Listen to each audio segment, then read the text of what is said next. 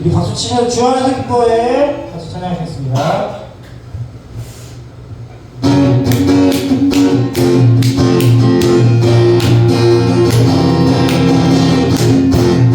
주 안에서 기뻐해. 주 안에서 기뻐해. 주 안에서 기뻐해. 주님 주신 기쁨으로 기뻐하라. 주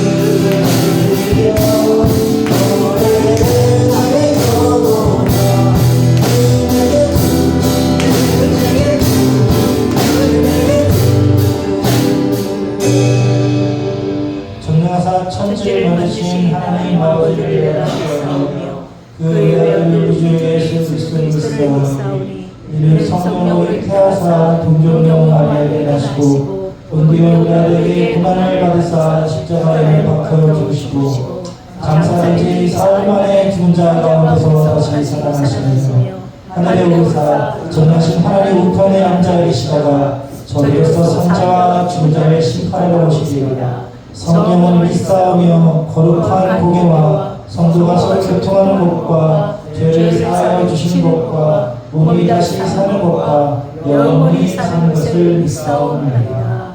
아멘. 네, 내 영혼이 청이고 청하신 다음에 기도하셨습니다.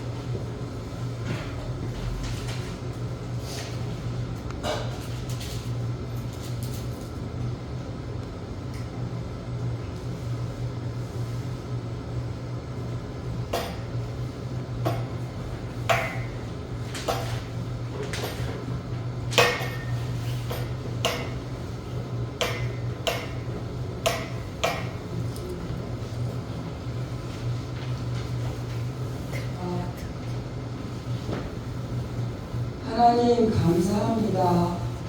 다사다난했던 지난 한 해도 가고 새로운 한 해를 맞이하게 되었습니다. 이제 며칠 있으면 민족 보유의 명절이 다가옵니다. 우리 모든 국민들이 고향으로 향하는 길도 인도하시고 운전대도 꼭 잡아주셔서 안전하게 고향 가는 길 인도하여 주시옵소서. 국내적으로나 온 세상이 어렵고 힘들어도 저희들 맡은 바 직분에 충실하고 사명감 잘 감당할 수 있도록 인도하여 주시옵소서. 부디 올해는 많은 사람들이 교회에 올 수 있도록 빈자리를 가득 채워 주시옵소서. 각자 사정으로 교회를 떠나서 방황하는 사람도 있습니다. 교회에 올 수 있도록 간절한 마음으로 저희들 기도합니다. 이제 희망의 계절이 오듯이 저희들도 열심히 참 신앙인의 삶을 살아갈 수 있도록 용기 백배하여 주시옵소서. 단위에 세우신 황영화 목사님, 김은청 목사님, 올해도 특별한 어려움 없게 건강으로 많은 축복하시고 목회하는 여정 힘들지 않게 인도하여 주시고 많은 은혜 내려 주시옵소서. 이 모든 말씀 사랑하는 예수님의 이름으로 기도드립니다.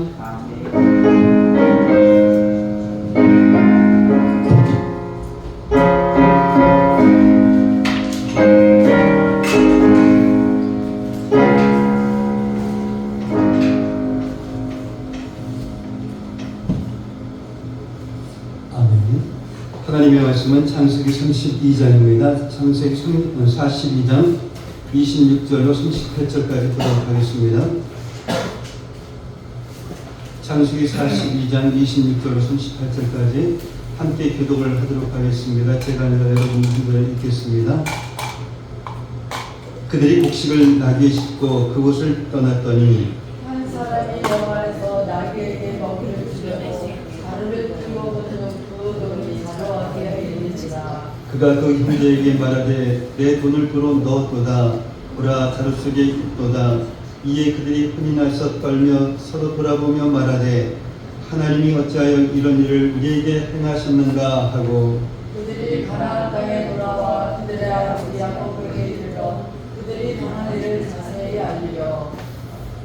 그 땅의 주인인 그 사람이 엄하게 우리에게 말씀하고 우리를 그 땅에 대한 정탐꾼으로 여기기로 우리가 그에게 이르되 우리는 확실한 자들이요 정탐꾼이 아니니이다. 우리는 한 아버지의 아들 12 형제로서 하나는 없어지고 막내는 오늘 우리 아버지와 함께 가나안 땅에 있나이다 하였더니 그 땅의 주인인 그 사람이 우리에게 이르되 내가 이같이 하여 너희가 확실한 자들임을 알리니 너희 형제 중에 하나를 내게 두고 양식을 가져와서 너희 집안에 공주님을 구하고 너희 막내 아우를 내게로 데려오라. 그러면 너희가 정탐꾼이 아니요 확실한 자들임을 내가 알고 너희 형제를 너희에게 돌리리니 너희가 이 나라에서 무역하리라 하더이다 하고 각기 자를 가지고 오면 각 사람의 돈 뭉치가 그 자식에 있느니라. 그들과 그들의 아버지가 돈 뭉치를 보고 다 부러워하더니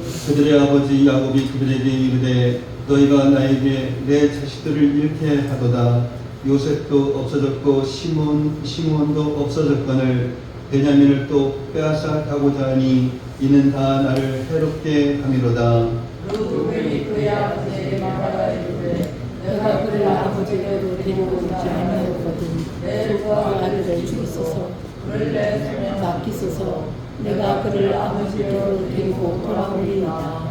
함께 읽겠습니다. 야곱이 이르되 내 아들은 너희와 함께 내려가지 못하리니 그의 형은 죽고 그만 남았습니다. 만일 너희가 가는 길에서 하나님 그에게 미치면 너희가 내 흰머리를 슬퍼하며 수로로 내려가게 함이 되리라. 아멘. 아멘. 오늘 말씀은 왜 이렇게 무서워합니까? 왜 이렇게 무서워합니까? 신앙생활을 할 때 이 영적 분별력이 있어야 합니다.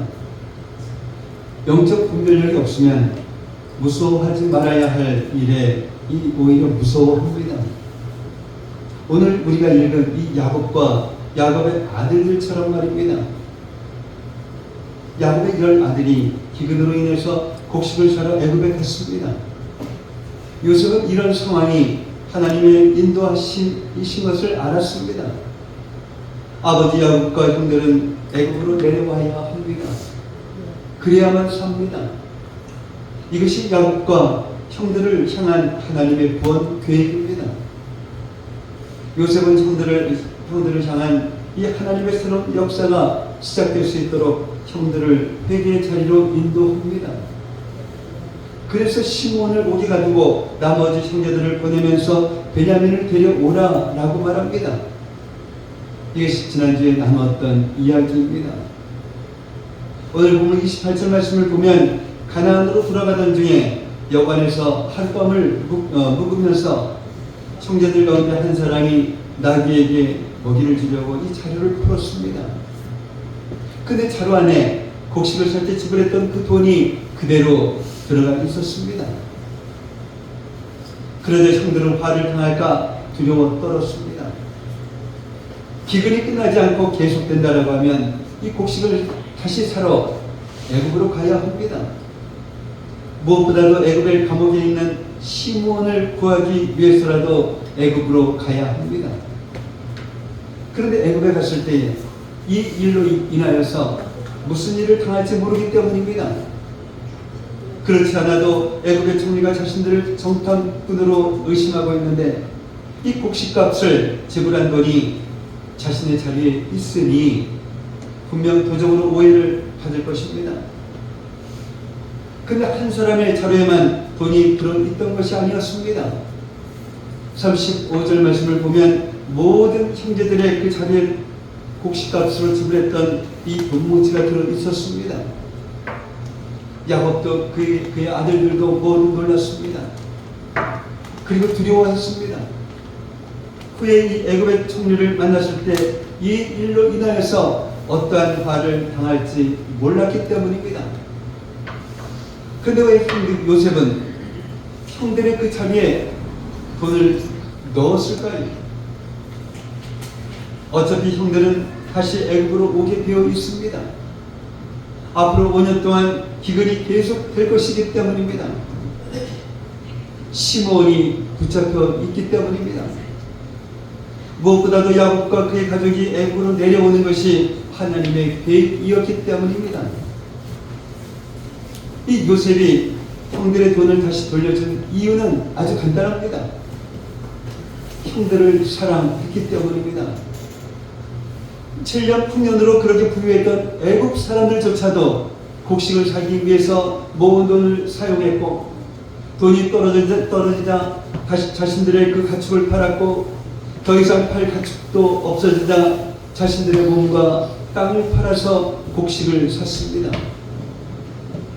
그러니 야곱이 아무리 부자라 해도 2년 동안 경제적으로 쉽지 않았을 것입니다.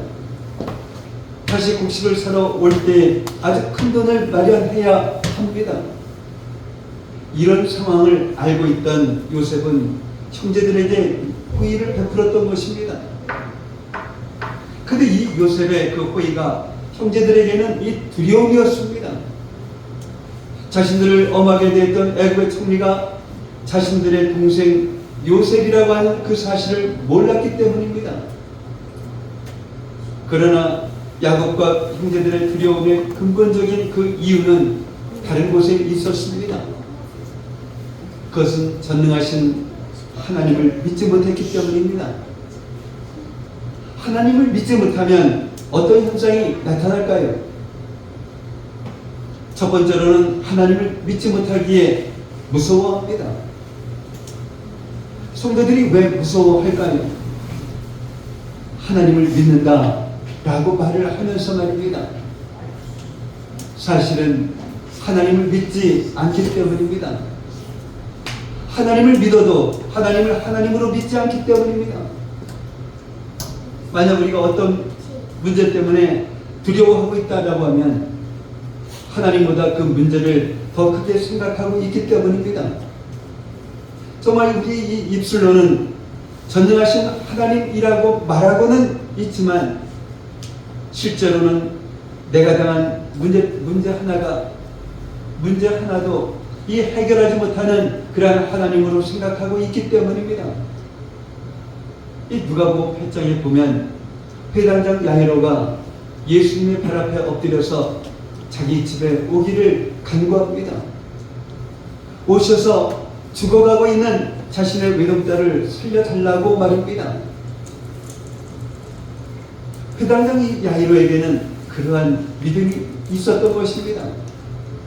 예수님이라면 자신의 죽어가는 그 딸을 살릴 수 있다라고 하는 그 믿음 말입니다. 그런데 예수님께서 야이로의 집에 가는 도중에 야이로의 집에서 사람이 와서 딸이 죽었으니 예수님을 더 괴롭게 하지 말라라고 말합니다. 죽었으니 예수님이 오셔도 소용이 없다라는 뜻이지요. 자신의 딸이 죽었다는 그 소식을 듣고 야이로가 두려워합니다. 그래도 딸이 살아 있을 때에는 소망이 있었습니다. 아무리 미덕해도 병든 자를 고치시는 예수님이라면 자신의 딸을 살려줄 수 있었기 때문입니다. 그런데 예수님이 집에 도착하시기 전에 딸이 죽고 말았습니다. 이제는 소망이 없어졌습니다. 왜 그럴까요? 이 딸이 이미 죽었기 때문입니다. 위대하신 예수님이시지만, 그래서 어떤 병도 고치시고 어떤 귀신도 쫓아내시는 그런 예수님이시지만, 예수님이 죽은 자도 살리시는 전능하신 하나님이신 것을 몰랐습니다. 두려워하는 이 야이로를 향해서 예수님께서 말씀하십니다. 누가복음 8장 50절 말씀입니다.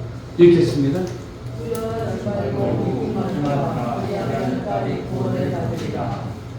아멘. 예수님께서 야이로의 그 죽었던 딸을 살려주십니다. 근데 왜 야이로가 왜 두려워했을까요? 예수님을 믿지 못했기 때문입니다.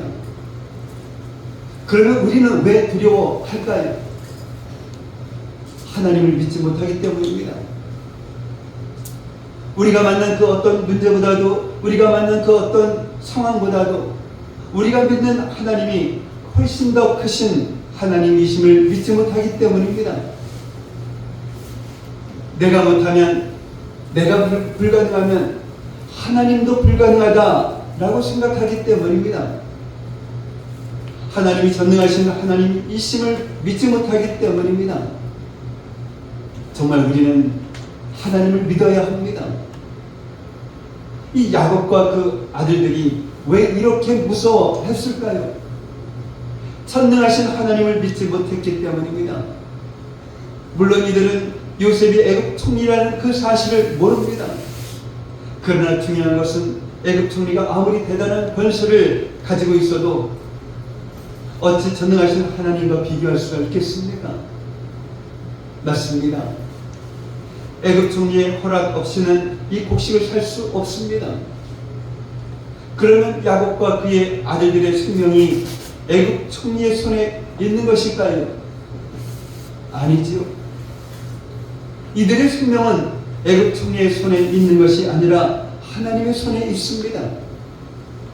애굽 총리가 아무리 산더미 같은 곡식을 주어도 하나님이 생명을 거두시면 죽는 것이고, 애굽 총리가 곡식을 주지 않아도 하나님께서 붙드시면 절대로 죽지 않습니다. 까마귀를 통해서라도 먹여주십니다. 밀가루통에 가루가 떨어지지 않고 또한 기름병에 기름이 떨어지지 않도록 역사하십니다. 야곱과 그의 아들들이 무서워하는 것은 애굽 총리가 무서운 사람이어서가 아닙니다. 전능하신 하나님을 믿지 못하기 때문입니다. 시므온을 붙잡아 두었고 베냐민까지 데리고 오라고 합니다. 맞습니다. 정말 무서운 일입니다. 그러나 이 시므온의 그 생명이 애굽 총리의 것입니까? 아닙니다. 시므온의 생명은 하나님의 것입니다. 그러면 이 베냐민의 운명이 애굽 총리의 손에 있습니까? 아닙니다. 베냐민의 운명은 하나님의 손에 달려 있습니다. 이것을 믿지 못하니 두려운 것입니다. 사랑하는 성도 여러분, 이 세상을 두려워하지 마십시오. 세상 권세를 두려워하지 마십시오. 우리가 무서워해야 할 대상은 오직 하나님 한 분이십니다. 예수님께서 이렇게 말씀하십니다. 마태복음 10장 28절 말씀입니다. 읽겠습니다. 몸은 죽여도 영혼을 죽이지 못하는 자들을 두려워하지 말고 오직 몸과 영혼을 죽이시는 이를 두려워하라. 아멘. 아멘. 우리는 이 몸을 죽이는 세상 권세를 두려워합니다. 그런데 예수님은 몸을 죽이는 세상 권세를 두려워하지 말라라고 말씀하십니다. 세상 권세가 우리의 몸은 죽일 수 있지만 우리의 영혼은 죽일 수 없기 때문입니다. 사람이 이게 본능적으로 이 죽음은 정말 두렵습니다. 그러나 그것은 진짜 두려움이 아닙니다. 이 육신의 죽음은 정말 한순간입니다. 진짜 두려움은 그 다음입니다. 우리의 영혼이 죽는 것입니다. 영혼이 죽는다라고 하는 것은 영원한 지옥의 심판을 의미합니다. 그것이 정말 두려운 것입니다. 지옥에서 영원한 고통을 당하기 때문입니다.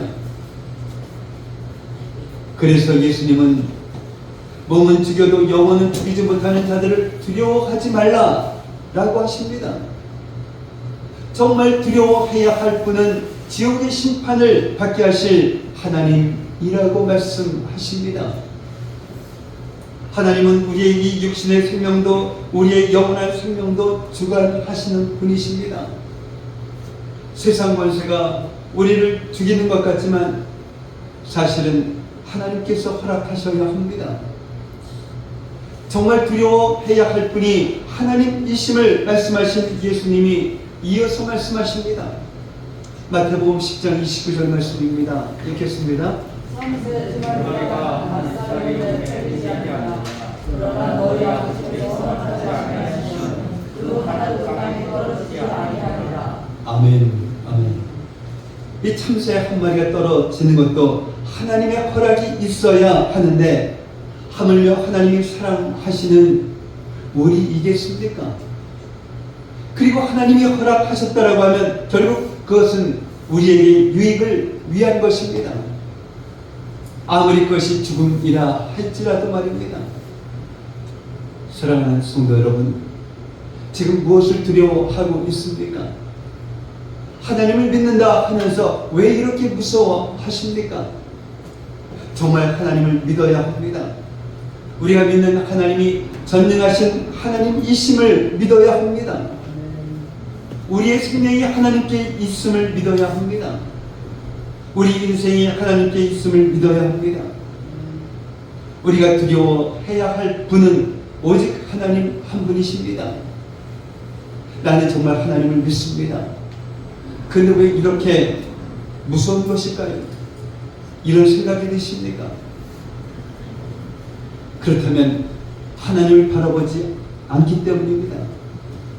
애굽 총리만 바라보고 시몬이 잡혀있는 그 문제만 바라보고 베냐민을 데리고 가야 하는 그 상황만 바라보기 때문입니다.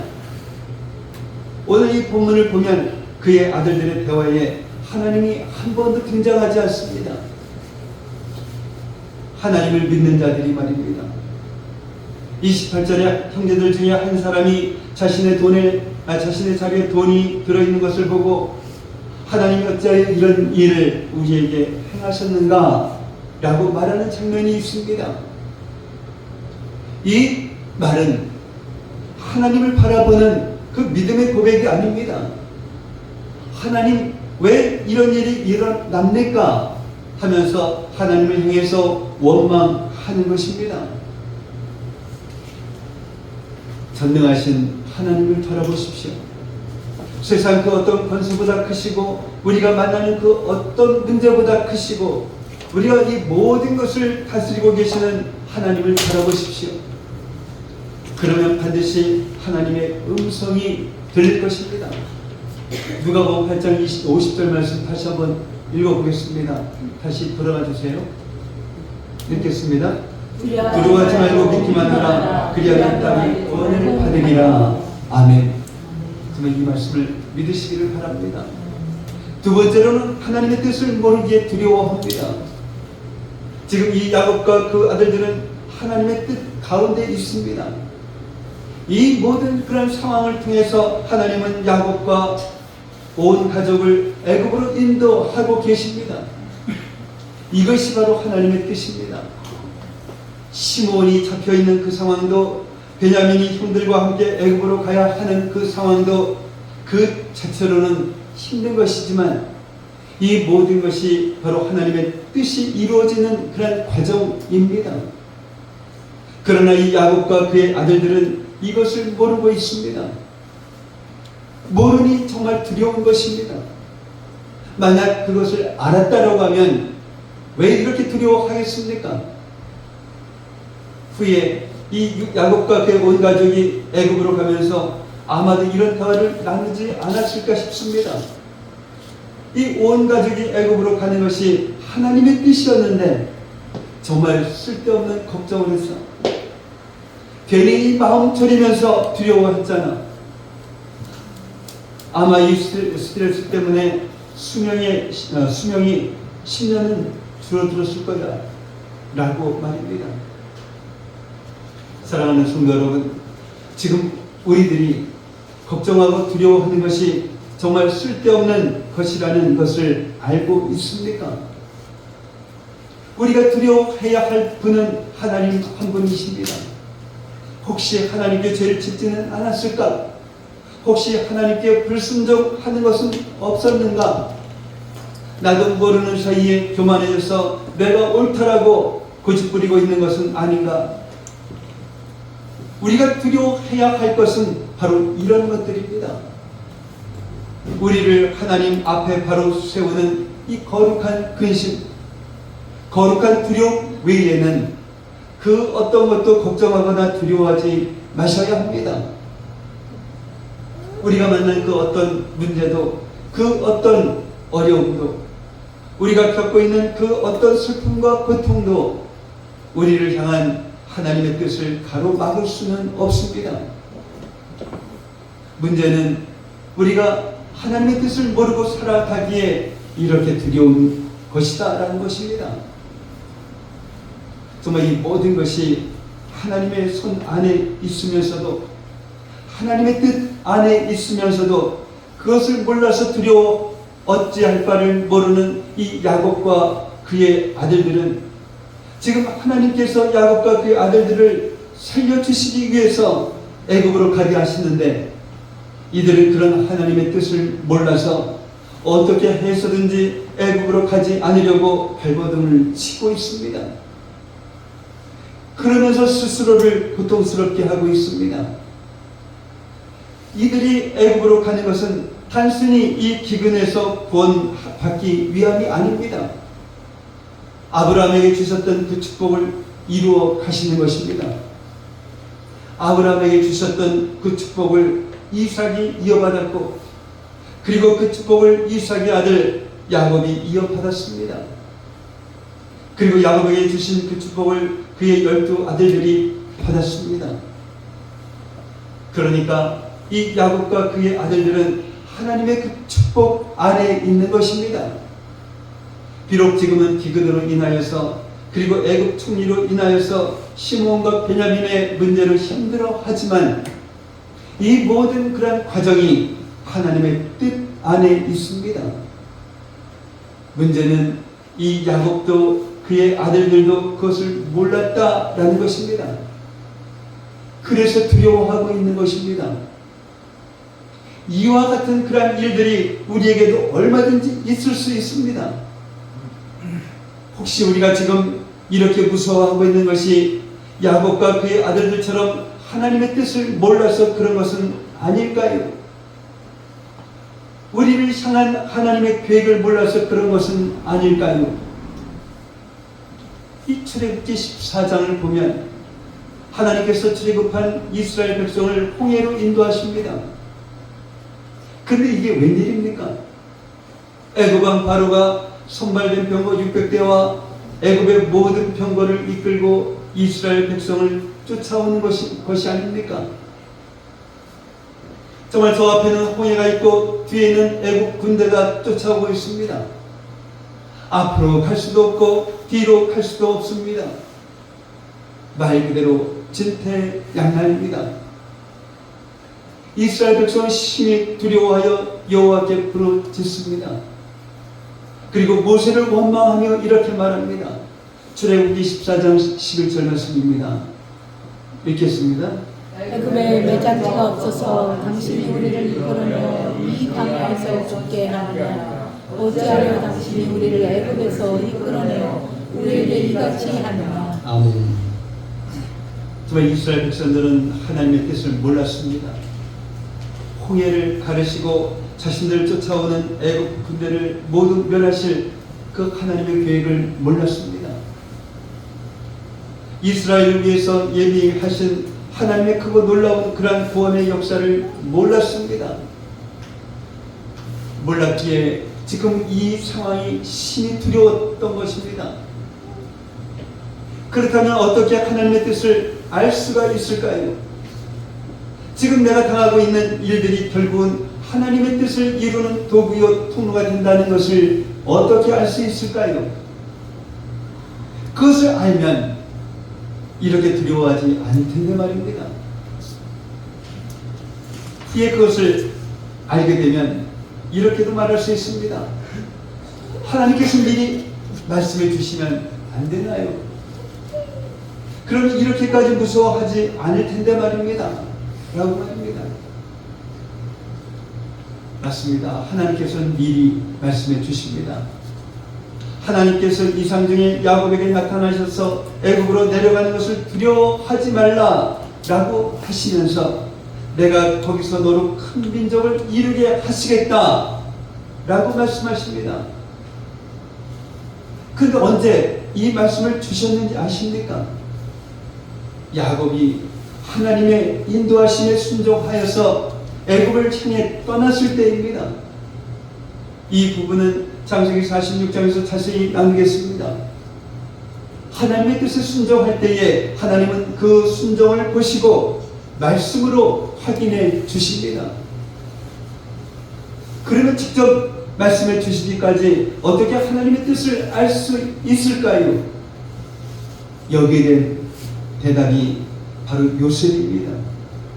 요셉은 형제들보다 훨씬 더 무서운 그런 상황을 만났습니다. 그것도 자신의 그 형들에 의해서 말입니다. 요셉의 형들은 감옥에 3일 갇혀 있었습니다. 물론 그것도 두려운 일이죠. 정탐꾼 혐의를 받고 목에 갇혀 있었으니 말입니다. 그러나 요셉은 술 맡은 관원장의 꿈을 해석해 준 후에도 만 2년을 감옥에 있었습니다. 요셉은 옥중 제수를 다 책임지고 감옥에 재반 사무를 처리할 정도로 간수장에게 인정받았습니다. 그렇다면 적어도 3년 이상은 감옥에 있었을 것입니다. 그것도 왕의 죄수를 가두는 그런 감옥에서 말입니다. 그런데 요셉은 어떻게 두려워하지 않았을까요? 자신을 향한 하나님의 뜻을 알았기 때문입니다. 하나님은 요셉에게 꿈을 보여주셨고 요셉은 그 꿈을 마음에 새기고 살았습니다. 하나님께서 자신을 통해 아버지와 형제들을 구원해 주실 것을 믿었습니다. 물론 이 요셉도 언제 어떻게 어떤 방법으로 하나님께서 하나님이 주신 그 꿈을 하나님의 뜻을 이루어 가실지는 몰랐습니다. 그래서 술 맡은 관원장에게 자신을 속히 감옥에서 나가게 해달라라고 부탁하기도 했습니다. 그러나 요셉은 자신을 향한 하나님의 뜻을 알기에 두려워하지는 않았습니다. 그렇다면 이 야곱은 그리고 야곱의 아들들은 자신들을 향한 하나님의 뜻을 몰랐을까요? 알고는 있었습니다. 하나님께서 야곱에게 나타나셔서 분명하게 말씀하셨습니다. 창세기 28장 14절 말씀입니다. 읽겠습니다. 내 자손이 땅에 피들같이 되어 내가 서쪽과 동쪽과 북쪽과 남쪽으로 뻗어나갈지며 땅의 모든 족속이 너와 내 자손으로 말미암아 복을 받으리라. 아멘. 이 말씀이 바로 야곱에게 주신 약속입니다. 정말 놀랍지 않습니까? 그리고 이것은 야곱에게만 아니라 야곱의 아들들에게도 주신 약속입니다. 이것이 야곱을 향한 그리고 야곱의 아들들을 향한 하나님의 뜻이기도 합니다. 그렇습니다. 야곱도 그의 아들들도 하나님의 뜻을 몰랐던 것이 아닙니다. 물론 자신들은 애굽으로 내려가는 것은 몰랐겠지요. 문제는 그들이 하나님의 뜻과 상관없이 살았다라는 것입니다. 만약 이들이 자신들을 향한 하나님의 뜻을 붙잡고 살았다라고 하면 어떠한 일을 만나도 두려워하지는 않았을 것입니다. 이 모든 일을 행하시는 그 하나님의 그 뜻을 이루는 도구가 될 것이기 때문입니다. 예수님을 믿고 구원받은 모든 성도들을 향한 하나님의 뜻이 있습니다. 그것은 바로 예수님이십니다. 예수님을 위해 사는 것입니다. 우리가 만나는 모든 일과 그런 상황을 통해서 예수님을 더 사랑하고 예수님만 의지하고 또한 감사와 찬양으로 예수님을 증거하는 것입니다. 이 세상에 예수님을 전하는 것입니다. 이것이 바로 우리들의 사명입니다. 어떤 사람은 어디에서 어떻게 예수와 복음을 위해서 살아야 할지 구체적인 그런 꿈을 꾸기도 합니다. 중요한 것은 우리 가운데 하나님의 뜻에서 이 사명에서 제외되는 그런 사람이 한 사람도 없다라는 것입니다. 단지 이 야곱과 그의 아들들처럼 하나님의 뜻을 잊어버리고 하나님이 주신 사명을 잊어버리고 살아가는 것입니다. 그래서 생각지도 못했던 그런 문제를 만나면 심히 두려워하는 것입니다. 하나님의 그 뜻을 붙잡고 사는 자, 예수님을 위해 사는 자는 어떠한 일을 만나도 두려워하지 않습니다. 결국은 그 모든 일은 하나님의 뜻을 이루고 하나님의 꿈을 이루고 우리 주 예수 그리스도를 세상에 증거하는 도구가 될 것이기 때문입니다. 사랑하는 성도 여러분, 왜 이렇게 무서워합니까? 전능하신 하나님이 우리와 함께 계십니다. 우리를 향한 하나님의 뜻은 반드시 이루어집니다. 설령 우리에게 어떤 일이 일어난다 할지라도 결국 그 모든 것이 하나님의 뜻을 이루는 그런 도구가 될 것입니다. 지금 우리에게 일어나는 일들의 그 의미는 몰라도 하나님의 때가 되면 반드시 알게 될 것입니다. 그때까지 야곱과 그의 아들들처럼 두려워하며 가슴 졸이며 살지 마십시다. 하나님이 어찌하여 이런 일을 우리에게 행하셨는가 원망하지도 맙시다. 우리가 만난 모든 문제와 또한 상황보다 크신 전능하신 하나님을 믿으시기를 바랍니다. 사람 보지 말고 상황 보지 말고 문제 보지 말고 오직 주님만 바라보십시다. 항상 기뻐하며 쉬지 말고 기도하며 범사에 감사하며 주님만 따라가십시다.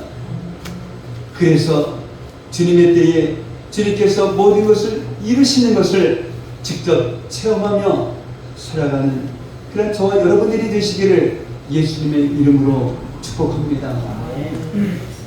사랑의 아버지 하나님 감사합니다. 예수님을 믿으며 신앙생활을 하면서도 세상 일에 무서워할 때는 있었음을 고백합니다. 어떠한 상황 속에서도 세상 권세를 두려워하지 말고 믿기만 하라. 그리하면 딸이 구원을 얻으리라 라는 이 예수님의 말씀을 기억하며 또한 그 말씀을 붙잡고 기도할 수 있는 저희들에게 하옵소서. 우리가 정말로 두려워해야 할 것은 우리의 영혼이 죽는 것, 즉 영원한 지옥의 심판을 두려워하라는 주님의 말씀을 기억하면서 세상 그 어떤 권세보다 크시고 우리가 만나는 그 어떤 문제보다 크시고 우리의 모든 것을 다스리고 계시는 하나님을 바라보는 저희들에게 하옵소서. 야곱과 그의 아들들처럼 하나님의 뜻을 잊고 살아감으로써 두려워할 때도 있지만 하나님은 우리의 순종을 보시고 말씀으로 확인해 주신다 약속하셨사오니 항상 하나님을 바라보며 말씀에 순종하며 살아가는 저희들에게 하옵소서. 예수님을 믿고 구원받은 우리들을 향한 하나님의 뜻이 예수님을 위해 사는 것임을 깨닫고 우리가 만나는 모든 일과 상황을 통해 예수님을 더 사랑하고 예수님만 의지하고 감사와 찬양으로 예수님을 전하며 살아가는 그런 저희들 되게 하옵소서. 아멘. 예수님의 이름으로 기도하옵나이다. 아멘. 우리 하나님을 지키시는 자 찬양하시면서 준비하시는 예물까지 보겠습니다.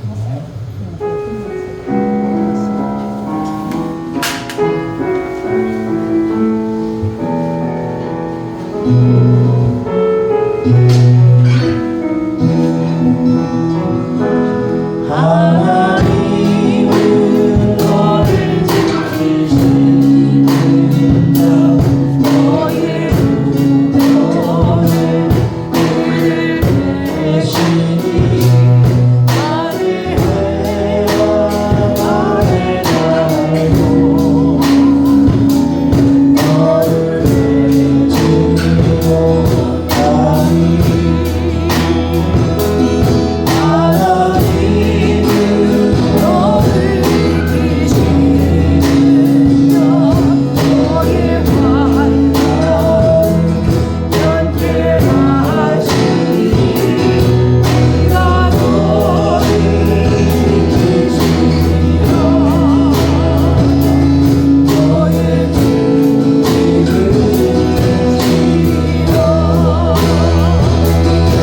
주님을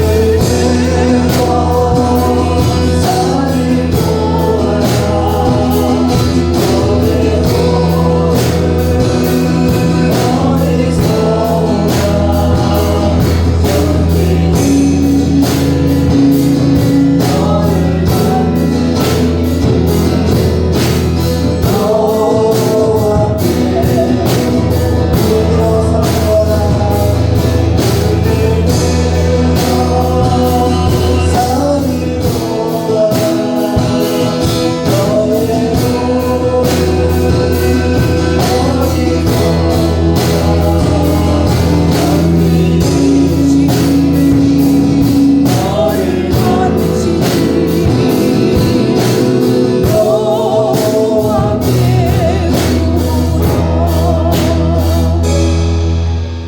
사랑의 아버지 하나님 감사합니다. 오늘도 거룩하고 복된 날 허락하여 주시고 저희들 주님의 전에 나오게 하셔서 주님을 향하여 부르짖게 하시고 또한 찬양을 올려드리게 하시고 우리들 마음을 온전히 드릴 수 있는 귀한 시간 갖게 하심을 정말로 감사를 드립니다. 아멘. 또한 이 시간 주님께서 주신 그 은혜 감사하여서 작은 예물을 정성으로 주님께 올려드렸습니다.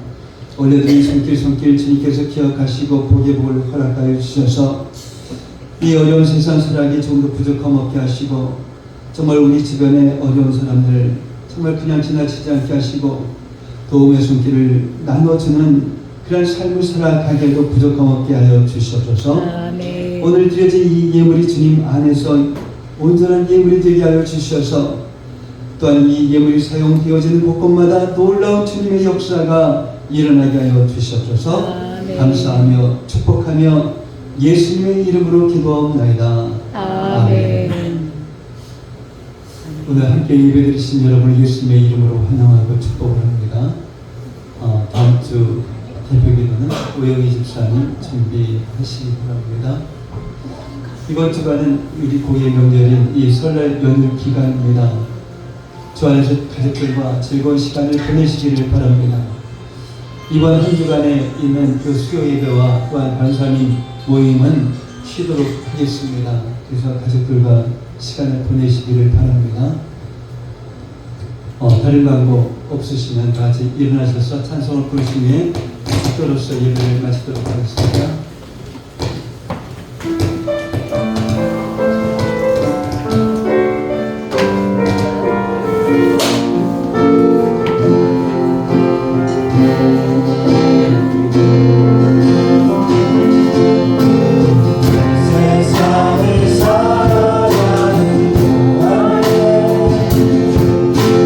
나의 힘을 의지할 수 없으니